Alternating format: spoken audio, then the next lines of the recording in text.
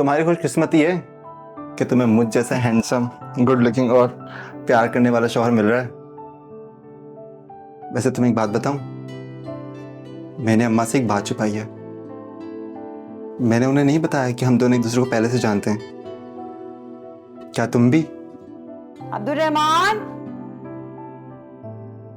Abdurrahman, Abdurrahman, बेटा। जी अम्मा।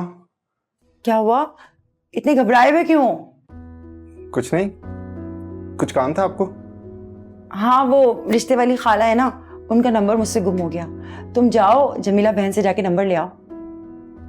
मैं? हाँ तो क्या हुआ? अम्मा मैं लड़का हूं। तो लड़की तो नहीं हो ना, इसीलिए भेज रही हूँ। मुझे बात करनी है उनसे, जाओ। अम्मा मुझे शर्म आती है, आप खुद जाके लेके आ जाना। मुझे वैसे भी स्कूल जाना है।